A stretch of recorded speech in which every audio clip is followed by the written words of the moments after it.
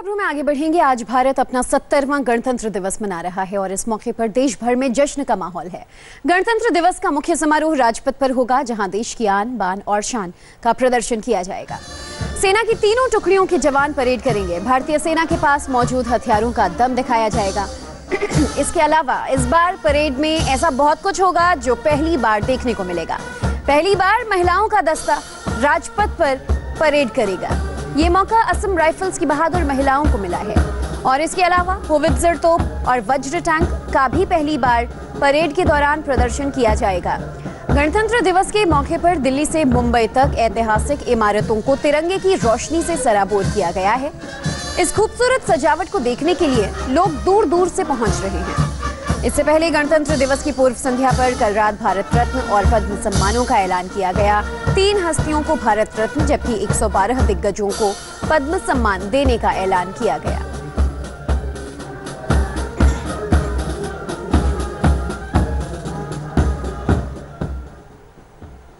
भारत रत्न प्रणब दा 11 दिसंबर 1935 को पश्चिम बंगाल के बीरभूम में जन्म हुआ। 2012 से 2017 तक वो भारत के 13वें राष्ट्रपति रहे। तो उनके अलावा नानाजी देशमुख और भूपेन हजारिका, जो कि जाने माने सिंगर हैं और आपको बता दें कि असम के एक हीरो की तरह जाने जाते हैं, इन्हें भी भारत सरकार की ओर से इस बार भारत रत्न का सम्मान दिया जा रहा है।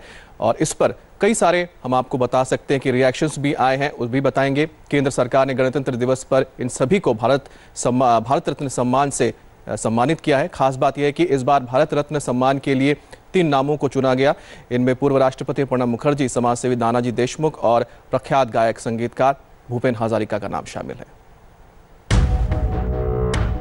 इन चेहरों को अब तक आप इनके राजनीतिक, सामाजिक और सांस्कृतिक योगदान के लिए जानते थे, लेकिन अब इनकी पहचान सिर्फ इतनी नहीं है। आज से ये देश के रत्न हैं, क्योंकि देश के लिए पूर्व राष्ट्रपति प्रणब मुखर्जी, सामाजिक कार्यकर्ता नानाजी देशमुख और मशहूर गायक भूपेन हजारिका के योगदान को सरकार ने भारत रत्न से सम्मानित किया है। सियासी दुनिया से ताल्लुक रखने वाले पूर्व राष्ट्रपति प्रणब मुखर्जी को सम्मान मिला, तो सामाजिक कार्यकर्ता नानाजी देशमुख और मशहूर गायक भूपेन हजारिका को मरणोपरांत भारत रत्न देने का ऐलान हुआ। वैसे इसमें सबसे दिलचस्प नाम प्रणब मुखर्जी का है, जो 2012 से 2017 तक भारत के राष्ट्रपति तो रहे, लेकिन जीवन भर कांग्रेस का हिस्सा रहे।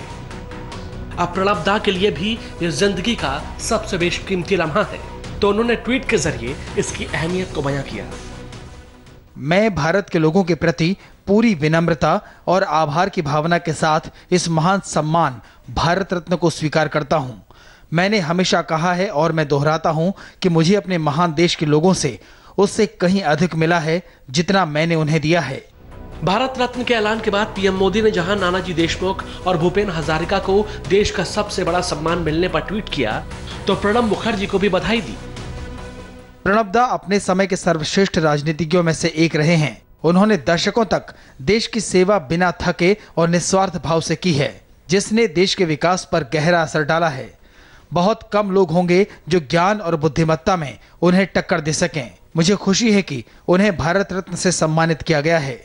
इसके बाद कांग्रेस अध्यक्ष राहुल गांधी ने भी नानाजी देशमुख और भूपेन हजारिका के साथ प्रणब मुखर्जी को बधाई देने में देरी नहीं की।